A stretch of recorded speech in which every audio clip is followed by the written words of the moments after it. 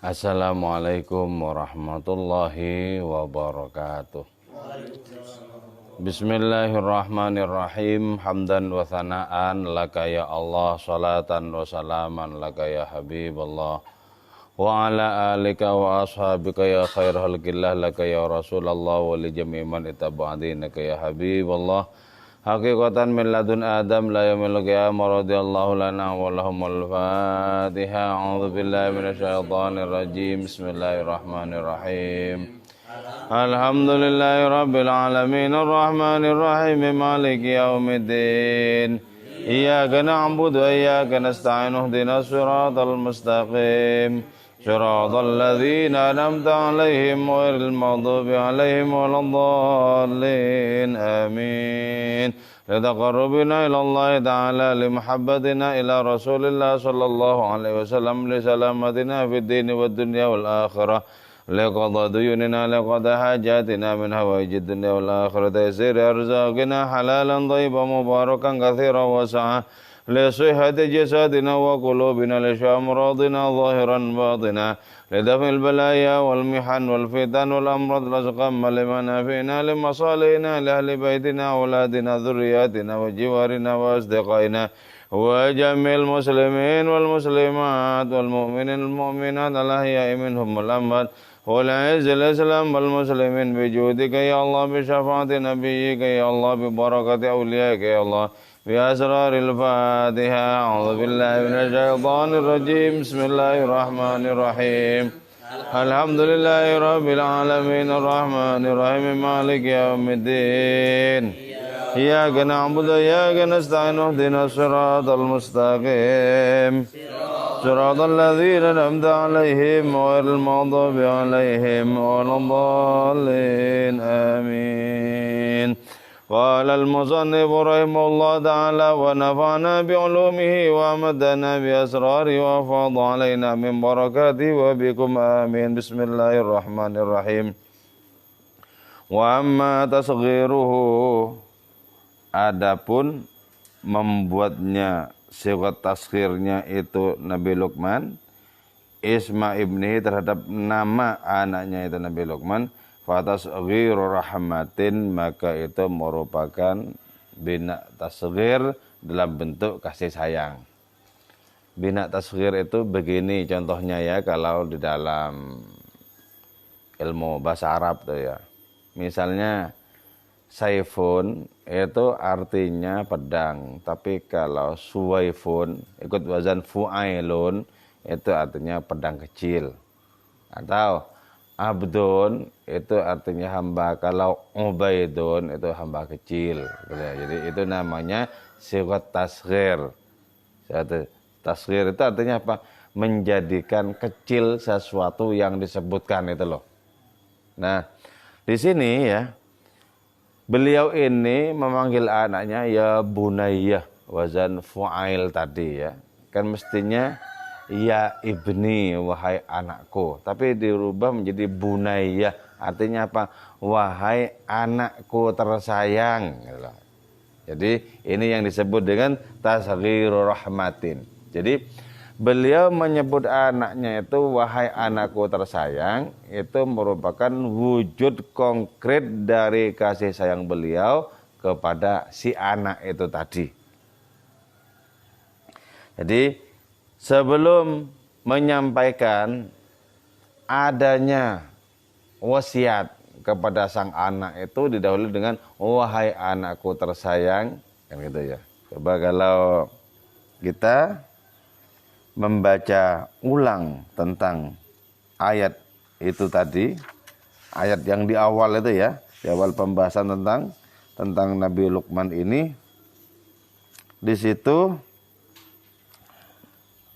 diungkapkan, sebentar cari mana lah ya, firman Allah Subhanahu wa taala yang mengutip Nabi Luqman itu.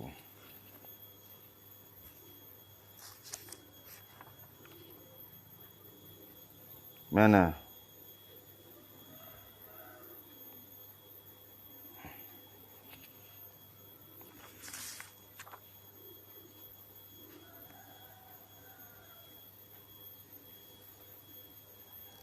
sebelum innallaha latifun khabir itu loh.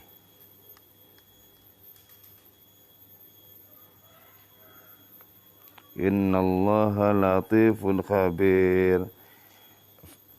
Inilah yang berkaitan dengan larangan untuk menyekutukan Allah itu loh. La tusyrik billah innasyirka la zulmun azim. Dan di ayat itu ya.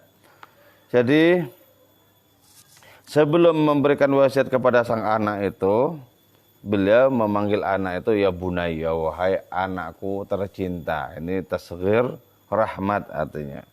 Nah, walihada dan karena itu wasa memberikan wasiat Luqman hu kepada itu anak bima dengan sesuatu fihi ialah dalam itu wasiat sa'adatuhu adapun adanya kebahagiaan itu si anak idza amila bidzalika apabila mengamalkan itu anak bidzalika dengan hal itu wasiat. Jadi apa yang diwasiatkan oleh Luqman kepada putranya itu adalah sesuatu yang di dalam wasiat itu ada kebahagiaan sang anak. Jadi kalau itu diamalkan, maka itu menjadi sarana adanya kebahagiaan bagi si anak. Nah, wasiat di situ itu terdiri dari apa? Yang pertama terdiri dari adanya perintah untuk berhati-hati ya. Jadi innaha intakum mithqala dzarratin min habbatin fatakun fi sukhratin aw fil ardi aw fis sama yati bihallah. Jadi yang pertama itu wasiat kepada si anak agar berhati-hati terhadap keburukan sekecil apapun. Sebab keburukan sekecil apapun itu pasti diperlihatkan oleh Allah Ta'ala. Boleh jadi anak itu mendapatkan ampunan, boleh jadi mendapatkan keadilan. Dan kalau yang didapat itu keadilan, itu artinya siksa. Terus, yang kedua dalam wasiat itu adalah Nabi Luqman itu merintahkan anaknya agar tidak syirik, agar tidak menyekutukan Allah. Karena menyekutukan itu merupakan tindakan yang zalim. Oke, kita sekarang akan membahas tentang perkara zalim itu ya. Perkara zalim itu. Wa amma hikmatu wasiyati fi nahyi iyyahu adapun hikmah wasiatnya itu Nabi Luqman fi nahyi dalam mencegahnya Nabi Luqman iyyahu kepada itu si anak Allah yusyrik hendaknya tidak menyekutukan itu si anak billah kepada Allah Ta'ala fa inna syirka karena sungguhnya syirik itu la zulmun azim ialah merupakan kezaliman yang agung. Nah itu adalah tambihun libnihi wa likulli man yasma' hadzal kalam. Itu merupakan peringatan bagi si anak dan bagi siapapun yang bisa mendengarkan wasiatnya Nabi Luqman itu sebagaimana direkam oleh Allah Subhanahu wa taala di dalam Al-Qur'an. Terus ya, kenapa kemudian syirik itu disebut sebagai kezaliman? Ya. Karena begini ya, di depan sudah kita ulas bahwa ya, hakikat segala sesuatu itu adalah tunggal. Yaitu Allah Subhanahu wa ta'ala tunggal. Berarti apa? Berarti kalau kita menyaksikan keanekaragaman alam ini, itu hanya tajallinya, itu hanya pengejawantahannya. Hakikatnya tunggal. Nah, mempertandingkan antara pengejawantahan Allah dengan Allah Ta'ala, menghadapkan keduanya bermusuhan atau berlawanan, itu betul-betul merupakan kekelaman akal pikiran, kekelaman hati. Jadi kata-kata zulum itu artinya kelam. Lalu bagaimana dipertandingkan? Wong hakikatnya sesuatu. Yang saya contohkan beberapa waktu yang lalu, bagaimana mungkin tangan saya kok dijadikan bertanding dengan kaki saya? Bukankah kedua-duanya adalah pengejawantahan siapa saya kan begitu? Jadi kalau misalnya ada orang meyakini sebuah pepohonan angker memiliki kekuatan dan itu kekuatan tersendiri di luar kekuatan Allah Ta'ala. Nah, itu kan berarti kelam. Artinya kelam itu bodoh. Itu kelam.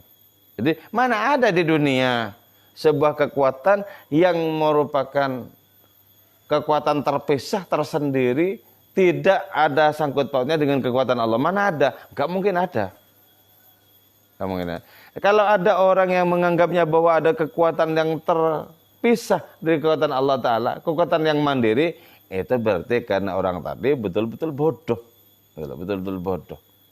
Bang, kita itu diajak untuk cerdas kok lewat kitab ini, yaitu menyaksikan hakikat keanekaragaman itu sesungguhnya adalah keesaan, ketunggalan belaka. Karena substansi hakikat dari segala-galanya itu adalah Allah, dan Allah itu esa. Karena itu kemudian Allah menyandang Rabbul Alamin, Tuhan semesta alam. Nah, kalau masih ada tandingannya, bukan Tuhan. Kalau masih ada tandingannya, berarti ada yang selevel itu tandingan kan gitu. Itu bukan Tuhan kalau begitu. Jadi disebut Tuhan itu justru karena satu-satunya, tidak ada tandingan. Maka jangan dikira Dajjal itu dikira tandingannya Allah atau iblis tandingan, ya enggak. Kalau Allah berkehendak sekejap mata, bahkan tidak sampai sekejap mata, semuanya itu menjadi ludus, menjadi habis, menjadi musnah, ya bisa. Jadi jangan dipandang bahwa itu adalah tandingan. Allah itu tidak memiliki tandingan. Kalau masih apa-apa memiliki tandingan, itu berarti masih lemah. Karena ada yang menandingi. Allah itu tidak ada apapun yang menandinginya. Itu. Inna syirka la zulmun azim. Terus wal mazlum. Terus kalau itu tindakan orang yang syirik itu zalim, terus yang dizalimi itu apa? Yang dizalimi itu alias yang tidak bisa lihat dengan gamblang itu al-maqam al-ilahi, yaitu makam keilahian, kedudukan keilahian. Nah, kenapa kok disebut dizalimi? Ya jelas, wong makam keilahian itu menunjukkan bahwa hakikat segala sesuatu itu satu. Kok malah dibikin tandingan?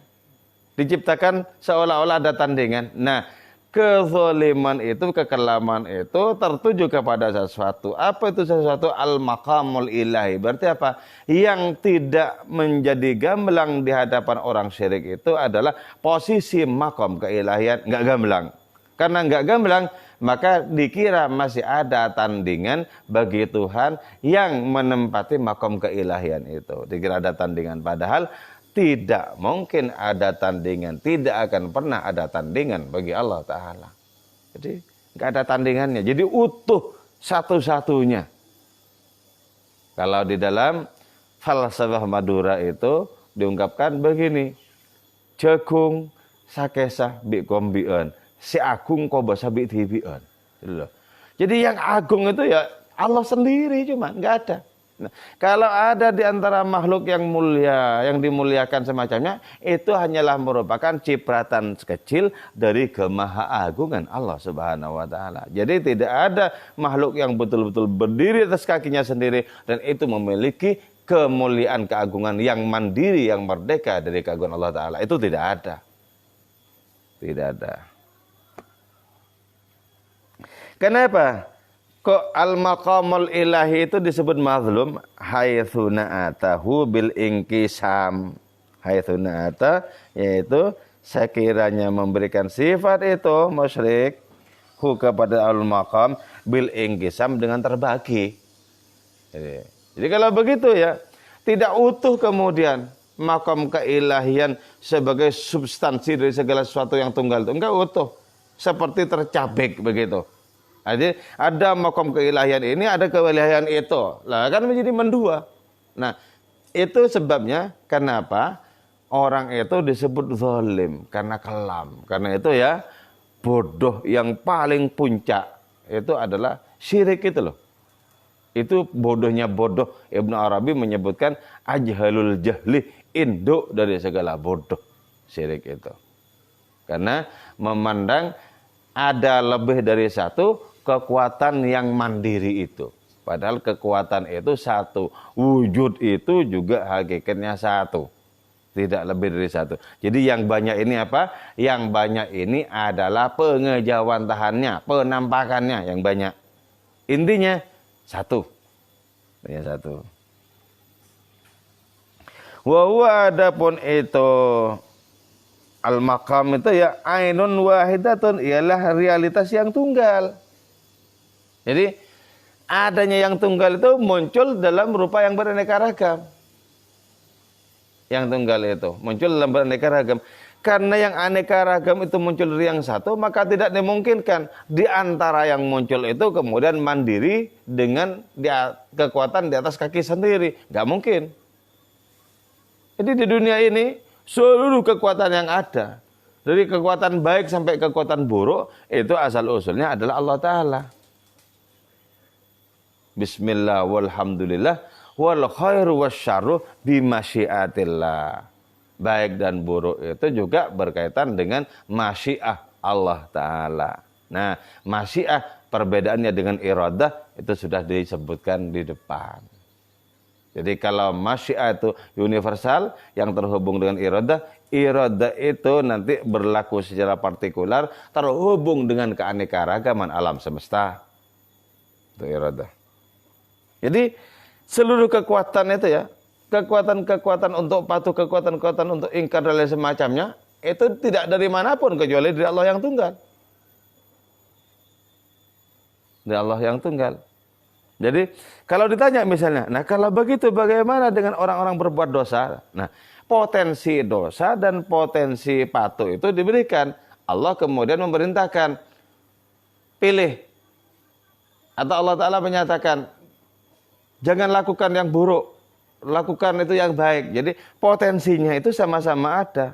Tapi Allah juga membatasi, jangan sampai kau mengerjakan sesuatu dan itu merupakan kezaliman bagi dirimu. Jangan sampai mengerjakan sesuatu yang pada akhirnya akan mengantarkanmu pada kehancuran. Jangan. Tapi potensi itu ada. Untuk apa? Ya ujian. Ujian. Di situ kemudian akan bisa kita saksikan siapa memilih baik dan keberuntungan untuk dirinya sendiri dan siapa memilih kelam dan penderitaan untuk dirinya sendiri. Ujian. Terus mungkin ada pertanyaan, kenapa kok enggak semuanya dibikin baik gitu ya? Dibikin baik sehingga yang ada itu cuman surga, tidak ada neraka. Kenapa kok tidak dibikin baik semuanya? Lah, kehendak Allah Subhanahu wa taala itu pertama seringkali tidak bisa di-backup oleh kenapa? Berkehendak ya berkehendak saja. Oh, kehendak Allah Ta'ala tidak memerlukan alasan bagi dirinya sendiri, apalagi alasan untuk kita. Dan kehendaknya itu mutlak, pasti benar. Gak mungkin ada satupun kehendaknya yang salah, gak mungkin. Sebab salah itu tidak bisa dinisbatkan kepada yang mutlak, kepada Allah yang Maha Sempurna. Gak bisa. Salah itu bisa dinisbatkan kepada manusia yang mungkin salah dan mungkin benar. Dan karena Allah Subhanahu wa taala tak mungkin salah sebagai wujud kemutlakannya, maka la yus'alu amma yaf'alu. Allah tidak diminta tanggung jawab tentang apapun yang dikerjakan. Kenapa? Pasti benar. Jadi kalau masih ada kemungkinan salah, itu bukan Tuhan. Dan karena Tuhan, maka tak mungkin salah.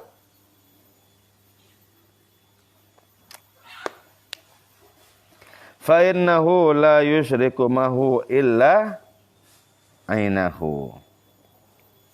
Fa'innahu karena sesungguhnya itu musyrik la yusyriku illa tidak bersikap syirik ma'ahu beserta itu Allah Ta'ala illa ainahu kecuali kepada realisasi atau realitas Allah itu sendiri. Jadi kenapa kok disebut bodoh? Lah wong Allah ditandingkan dengan Allah itu loh. Hakikatnya kan begitu. Masa satu itu kemudian dipandang sebagai dua dan dua-duanya mandiri? Ya enggak bisa. Tidak bisa begitu. Wa hadza ghayatul jahli, adapun ini merupakan puncak dari kebodohan.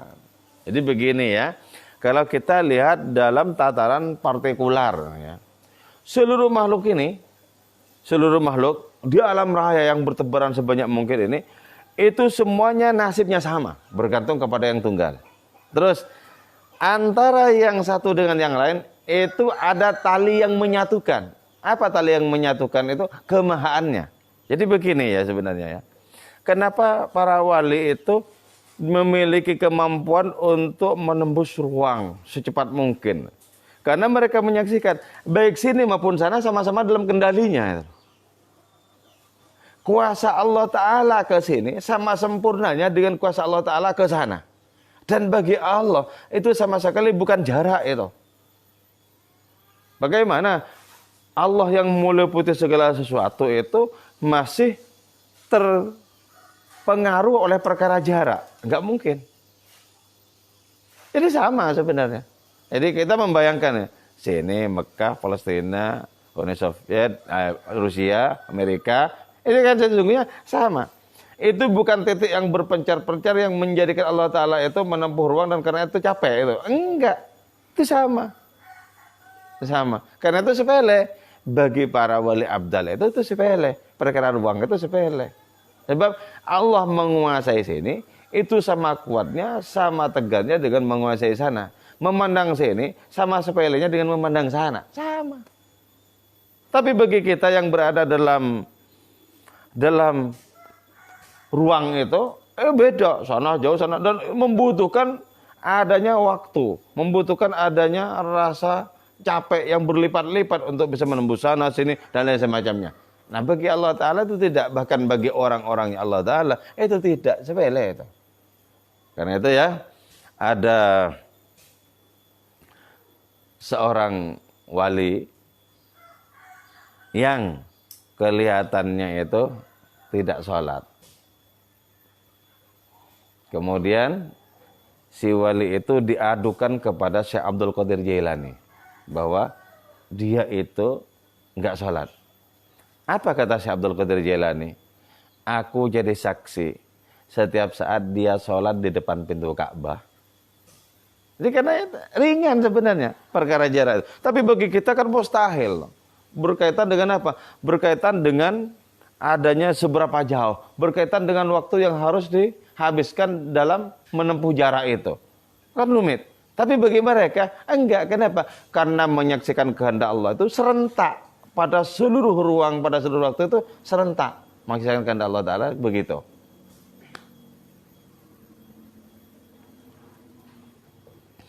Wa sababu dzalika, adapun sebab hal tersebut yaitu isyrak, memusyrikkan, syirik kepada Allah Ta'ala itu, annasyasa, sesungguhnya seseorang alladzi la ma'rifata lahu, yang tidak memiliki ma'rifat lahu begitu syahs, bil amri ala ma huwa alai, dengan perkara ketauhidan sebagaimana semestinya, wala bi haqiqati syai, dan tidak pula dengan hakikat sesuatu. Idza khatalafat, apabila telah beraneka ragam alaihi atas itu amr ala ma huwa alai, aswaru apa rupa-rupa, fil ainil wahidati pada realitas yang tunggal, wa huwa la ya'rifu saraya, adapun itu musyrik, la ya'rifu, ialah tidak mengenal itu musyrik, la anna dzalikal ikhtilaf, sesungguhnya perbedaan itu fi ainin wahidatin, ialah pada realitas tunggal, ja'ala, maka menjadikan itu musyrik as-surata, kepada satu rupa, musyarikatan, sebagai sekutu, lil ukhra, bagi rupa yang lain, fi dzalikal maqam, pada maqam keilahian itu.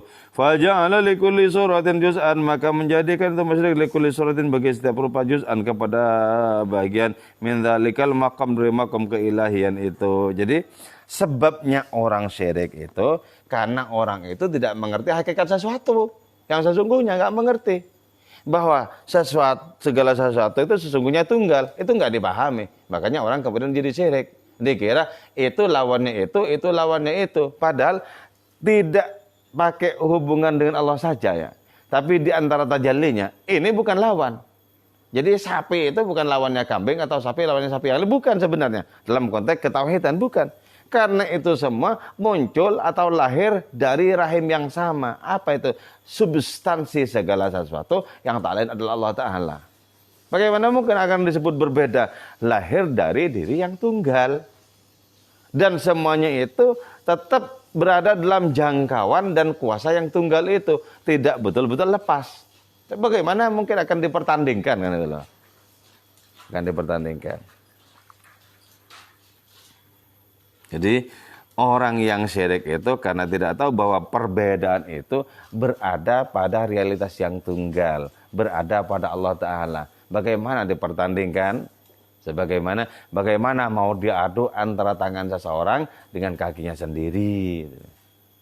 Jadi ya, Ibnu Arabi ini menciptakan rute bagi kita sebenarnya. Menciptakan rute rohani di mana kita itu bisa melakukan percepatan, akselerasi untuk sampai kepada Allah. Nah, tempuh rute ini tasawuf falsafi namanya. Tasawuf yang menggunakan renungan untuk memahami dan untuk merasakan. Namanya tasawuf falsafi ini. Nah, tempuh rute ini. Kalau tasawuf falsafi itu sampai bisa tidak saja dipahami tapi dialami, orang bisa mengalami percepatan untuk sampai kepada Allah, untuk merasakan Allah, bisa mengalami percepatan. Karena itu diajar tasawuf falsafi biar cepat untuk sampai kepada merasakan Allah Ta'ala itu. Caranya renungi keterangan-keterangan Ibn Arabi, lantas coba dirasakan. Berkaitan juga dengan apa? Dengan ketulusan hati, ketulusan jiwa kita. Praktekkan. Ya kan sudah gamblang, tinggal kita tempuh jalan yang sudah gamblang itu.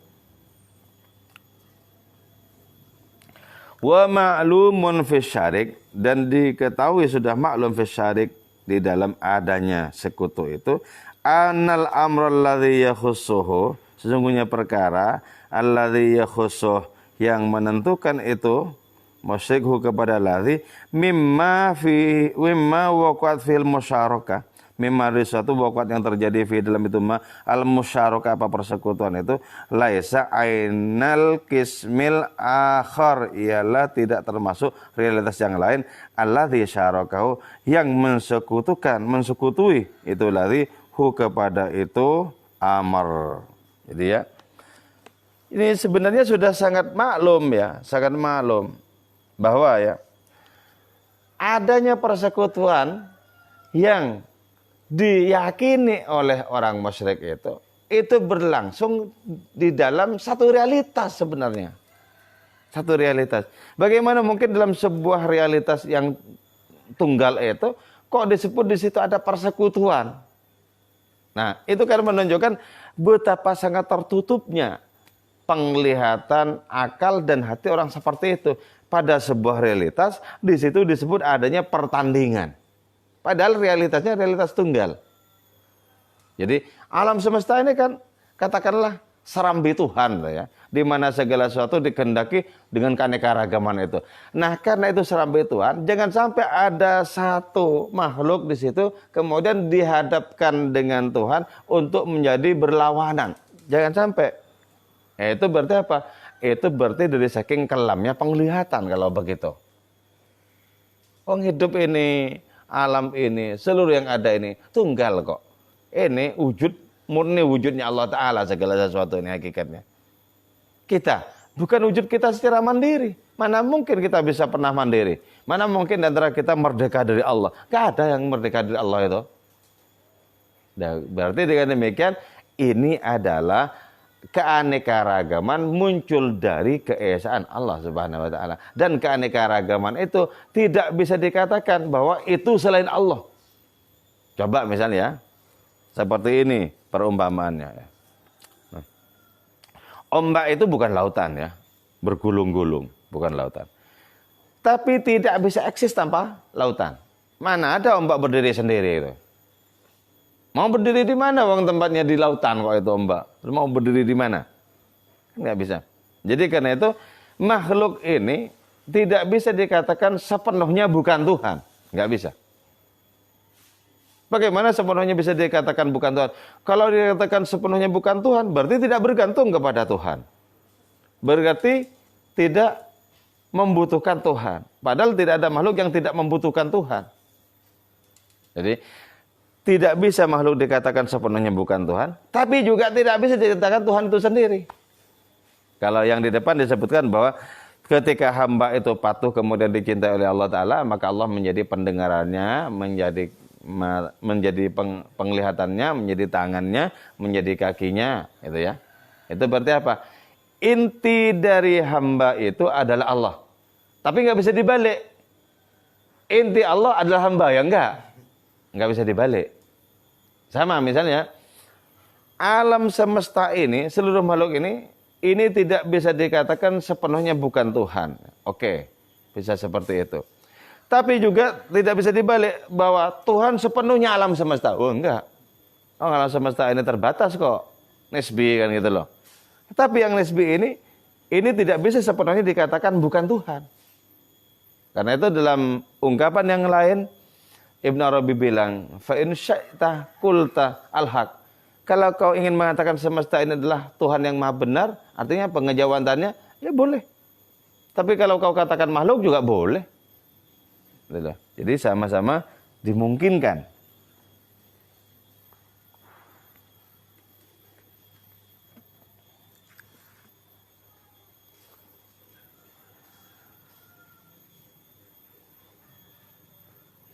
Faizan, maka jika demikian mathamma tidak ada di sana syarikun, sekutu fil haqiqati. Jadi yang disebut sekutu itu secara hakikat enggak ada itu, enggak ada. Jadi orang menyekutukan Allah itu sama saja dengan mengada-ada. Sebab Allah Ta'ala tidak punya sekutu. Makanya begini ya. Allah mengangkat para malaikat, tugasnya macam-macam tuh ya. Itu bukan karena Allah Ta'ala tidak bisa eksis tanpa pertolongan malaikat, enggak. Jadi tidak dalam rangka seperti presiden mengangkat menteri-menteri. Kalau itu kan memang presiden memang membutuhkan bantuan menteri-menteri itu. Kalau Allah Ta'ala misalnya, bukan karena butuh bantuan malaikat Azrail untuk mencabut nyawa, lantas mengangkat dia sebagai pencabut nyawa. Bukan. Tidak dalam rangka membutuhkan malaikat Mikail ketika malaikat Mikail dijadikan malaikat untuk membagi-bagikan rezeki. Tidak dalam rangka butuh Allah Ta'ala itu. Tapi apa? Allah Ta'ala itu meletakkan adanya tajalli dirinya di situ.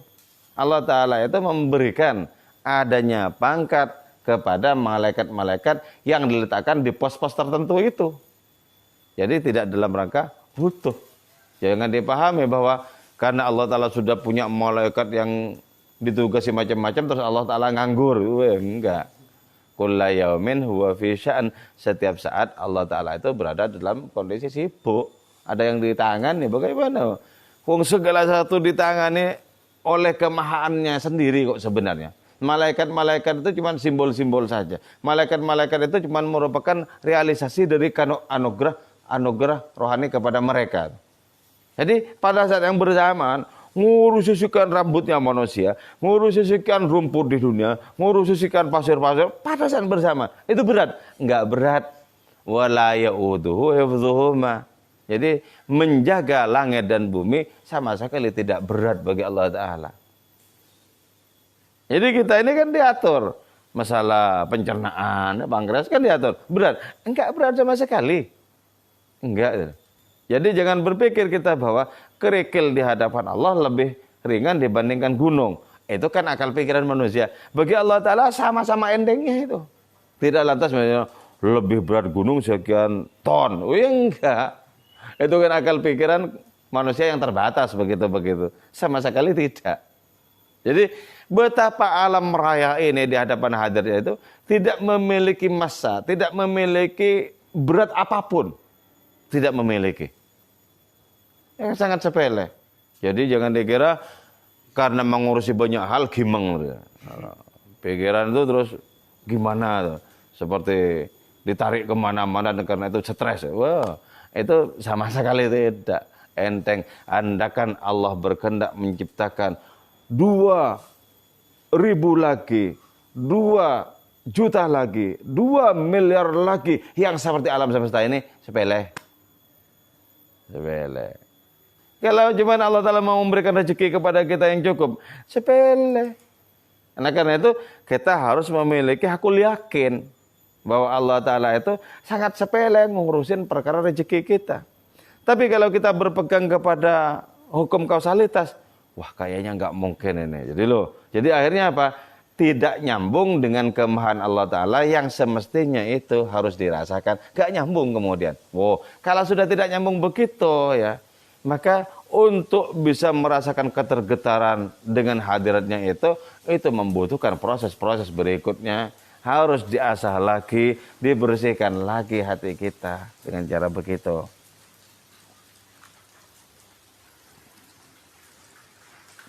Fa inna kulla wahidin ala hadhi mimma qila fihi. Fa inna kulla wahidin, karena sesungguhnya setiap satuan itu ala hadhi ialah atas jatahnya masing-masing mimma di satu qila yang dikatakan fi pada itu ma. Jadi ya, setiap makhluk, segala entitas memiliki jatah sendiri-sendiri Allah Ta'ala. Jatah rupanya seperti apa, jatah wataknya seperti apa, itu, jatah bentuknya seperti apa, memiliki jatah sendiri. Dan asal usul jatah itu tunggal, yaitu Allah Subhanahu wa taala. Masa hanya karena perbedaan bentuk itu kemudian ada pertikaian antara yang satu dengan yang lain. Itu berarti orang kalau begitu hanya karena perbedaan kemudian bertikar, berarti belum bisa kembali kepada asal usulnya. Akan tetapi begini ya, di dalam ajaran agama Samawi itu ajaran tentang perang itu ada memang. Tentang perang itu ada.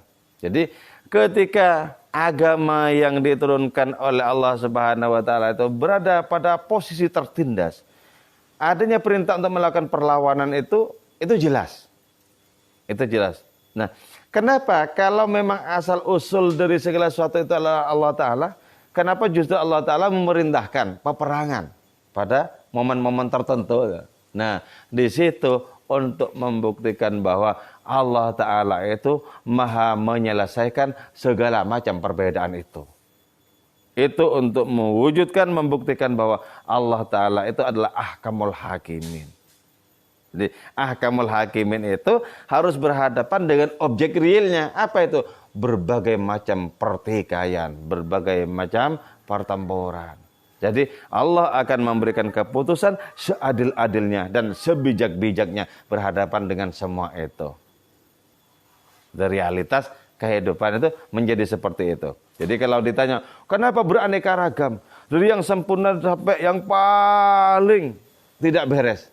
Itu menunjukkan bahwa Allah Ta'ala Maha Kuasa untuk menyelesaikan semua keanekaragaman pertentangan itu.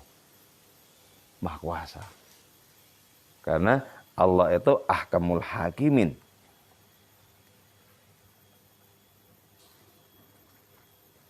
Inna bainahuma musyarakatan fihi.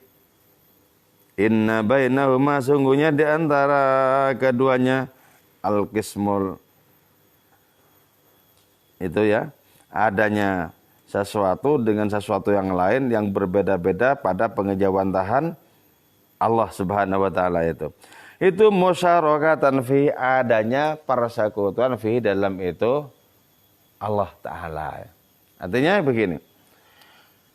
Ketika orang memandang perbedaan itu murni dan mutlak sebagai perbedaan dan sama sekali tidak memandang adanya perbedaan sebagai berasal usul yang satu, maka di sini ini dipandang ada persekutuan-persekutuan. Jadi kan persekutuan itu kan menunjukkan adanya banyak pihak yang terlibat, no? Adanya pihak yang terlibat. Pihak A, pihak B terlibat kemudian bersekutu dalam satu perserikatan itu. Oke. Lahiriahnya seperti itu. Lahiriah seperti itu. Tapi tidak batiniyahnya. Kenapa batiniyahnya tidak? Bagaimana mungkin disebut persekutuan?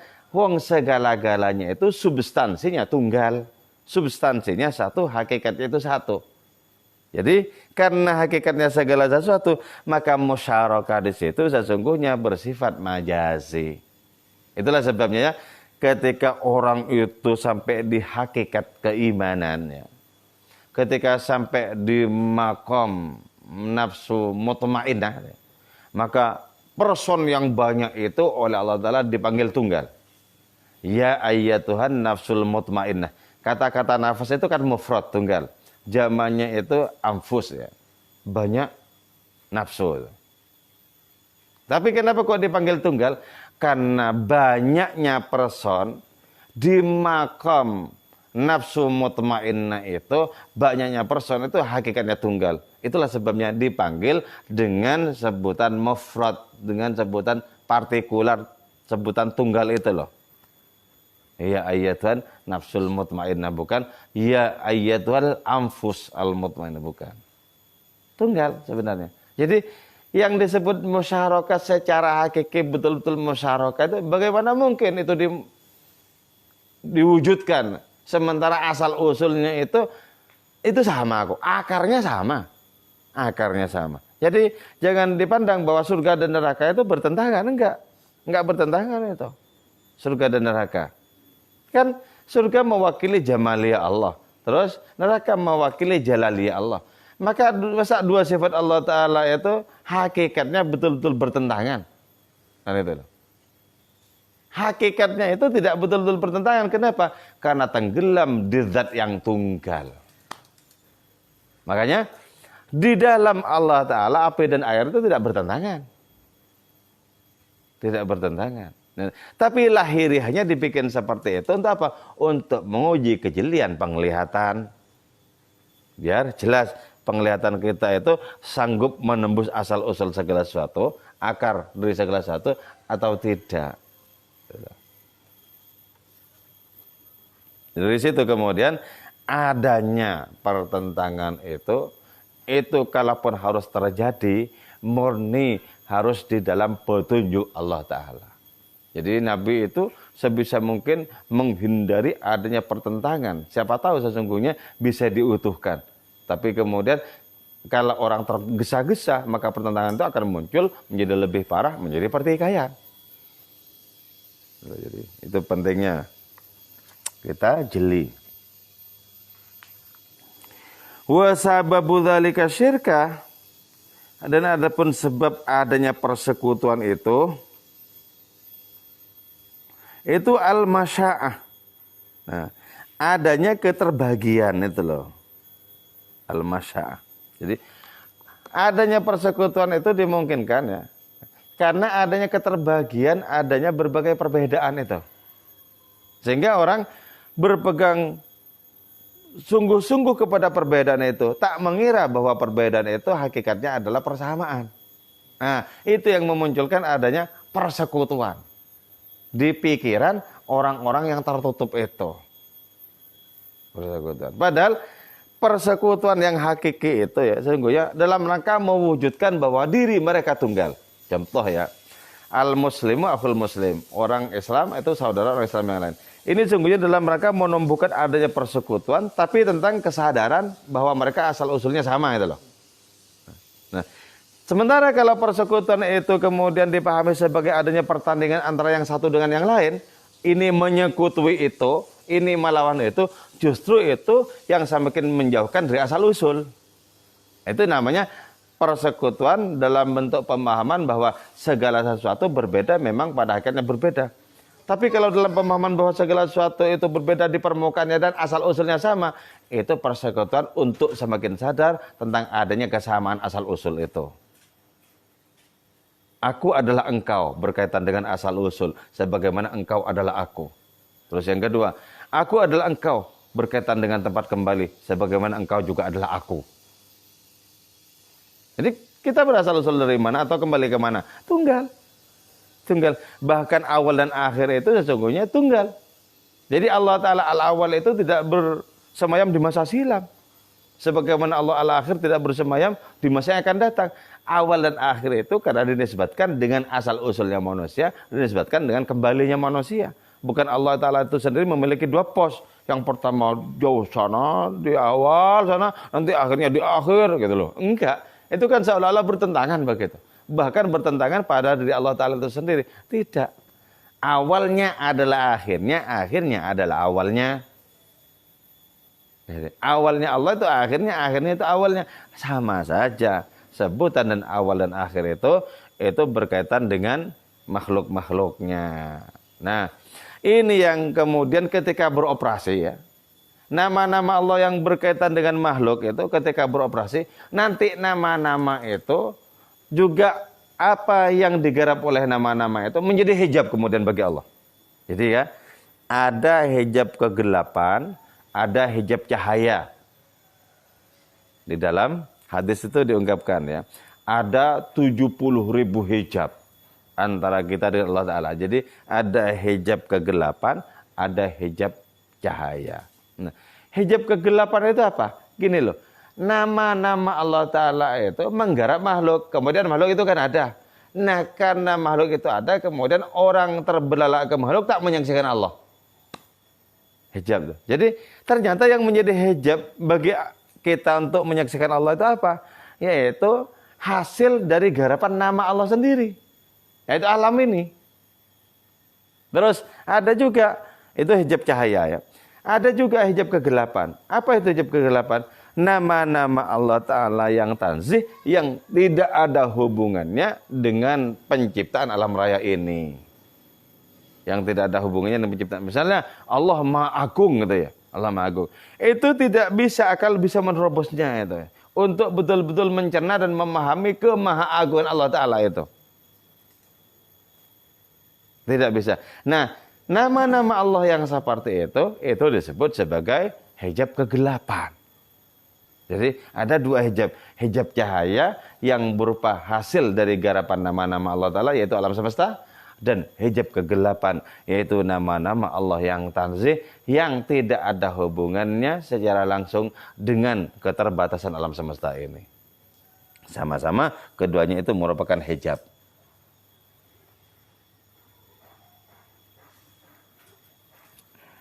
Wa in kanat masya'atan. Oke, saya kira ini yang saya sampaikan.